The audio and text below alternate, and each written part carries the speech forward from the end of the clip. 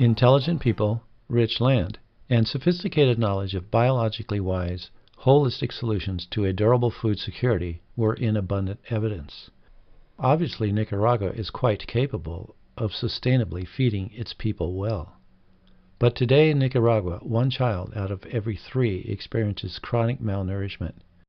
Nearly 20% of the people of Nicaragua have migrated abroad, sending $600 million a year back home to families far away, an amount equal to 1/4 of Nicaragua's gross domestic product. These funds from split-up families are now Nicaragua's greatest source of vital foreign exchange. For many today, only material aid from church groups, NGOs, or Nicaraguans working abroad make it possible to meet their basic survival needs.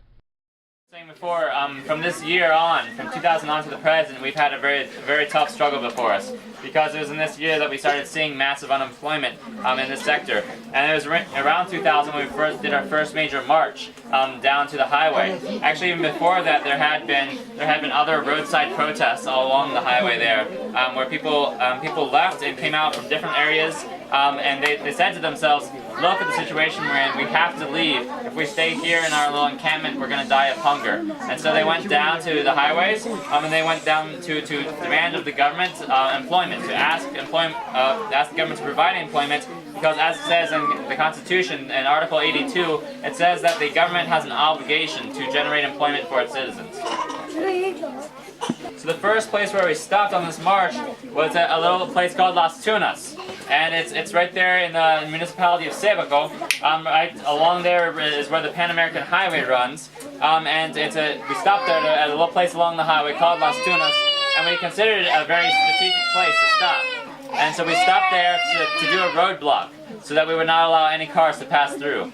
Our final accord with the government, we called it the Las Tunas 3, because it was our third accord. And that's where, through this accord, we defined specifically where were the places that we needed the land, so these 3 manzanas of land for every family head. And we weren't going to move from that spot in Las Tunas. We weren't going to move from our protests until they come and specify and said, they'd come and inspect it and said, this land right here will work. We can come to La Pintada, and so many people can be housed here in La Pintada. For the 2,000 families that were promised land, 800 still have yet to get their land. The families that are living here and the whole situation that we're seeing here is a very difficult one. Especially in the rural sector here, 77% of our rural sector here is living in poverty each day. Of the 57% of this rural sector is also living in extreme poverty. The government is not doing anything for what we call food security. Food security is nothing here. Food security doesn't exist. It's a moot point here. El poco salario es un salario de hambre. Con 25 pesos no mantiene una familia con bastantes niños, que es lo que pagan los patrones en algunas haciendas que hay poquito de empleo. The salaries that they get here are hunger salaries. You cannot feed a family with so many kids like these on 25 pesos each day. There's so much hunger here, and that's what they give you. That's what the large landowners in the haciendas just over there, that's what they'll give you each day. Only youth work in the free trade zones, and there they too also pay salaries that are miserable salaries that are hunger salaries. We have a flag of struggle as the ATC that we're carrying. And in this department, just in ATC Managapa, we have 47 unions that we represent and 30 different cooperatives that are really advanced and they're helping us progress. But we've asked the government, we've put before the government, we're demanding alternatives for the government, and we have yet to hear back a response. Since we've had these neoliberal governments, this problem has gotten worse and worse. These governments have not been cared about the Nicaraguan people. These are governments that have been servile to U.S. interests, servile to the United States government. These are people who sign accords, sign treaties on the backs of the Nicaraguan people. They don't ask the Nicaraguan people. They don't care about the Nicaraguan people. Meanwhile, the Nicaraguan people die. People die and people get depressed. People die because of being depressed. I was reading a report the other day of the number of people who are dying. It said something about Nicaragua having more people dying as a result of depression than many other countries. And since the entry of major international institutions like the World Bank and the IMF, we have seen this getting worse. These are institutions, these are large institutions that I've seen who have come and who have tried to insert themselves into Nicaragua and who have imposed their help upon Nicaragua. And since that help has been coming, the poverty has been increasing in Nicaragua. These people come not to give us gifts. These institutions don't come to give us gifts, but with every one of their financings that they give us, every piece of financing they give us, they put down 1,000 impositions, 1,000 conditions for their finances. And they say, if you want this help, you need to comply. And if the government does not comply, we're going to suspend our help. I remember that just a little bit ago, there's always conflict here. There's always political conflict going on in this country. And I remember just a little bit ago, they came down and they said, if you don't sign this free trade agreement, if you don't sign CAFTA, we will be suspending your help. They come down to just impose. They come down to put all these regulations on us. And I don't know why they don't let us go. Why don't they let us govern ourselves? It's a government that comes down to demand to be the general, to manage our own internal affairs of Nicaragua. And you can imagine the truth is that we've always been against these agreements, these free trade agreements. And meanwhile our governments go on signing these free trade agreements. We've always been against them because we don't want to sign a free trade agreement with a country like the United States, a country that's so powerful, with the best technology, that subsidizes its producers.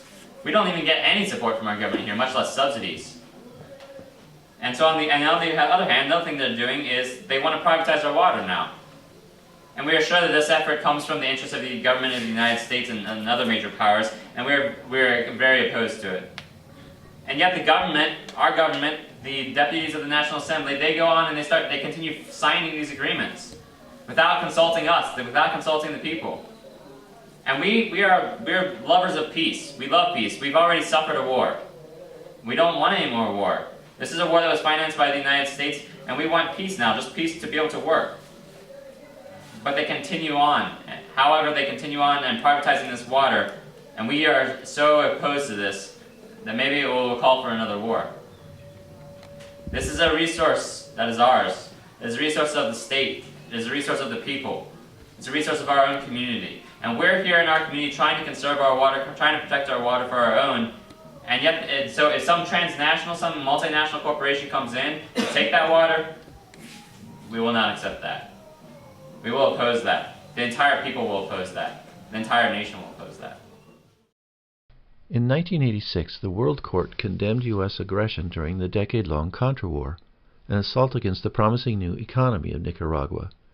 The International Court of Justice ordered the U.S. pay $17 billion in reparations, an amount nearly 3 times Nicaragua's current foreign debt, an amount the U.S. has never paid. I remembered the CIPRES program that could sustainably lift 75,000 families from extreme poverty for $30 million, roughly a tenth of Nicaragua's annual debt service, on a principle already paid several times over for an unjust debt built by U.S.-imposed governments, war, and economic embargo. Nicaragua has been really screwed. There were times when many of us could not hold back the tears. Most of us in the U.S. remain incredibly ignorant of what has been done in our name and continues to be done in our name. We remain ignorant of just how effectively we are deceived by the corporate-owned media and our own government. And the request we kept hearing from the Nicaraguans was to find a way to wake up the good people here at home in the U.S.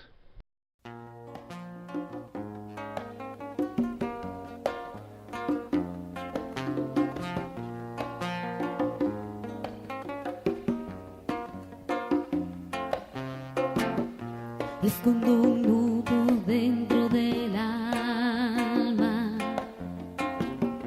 un lado oculto que se escapa,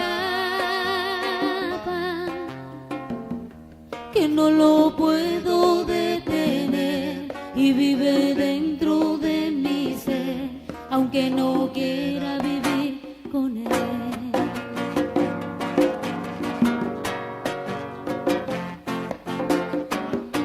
Una palabra no lo detiene, que me mata y sabe cómo destruir. sabe cómo vivir en mí y yo no puedo seguir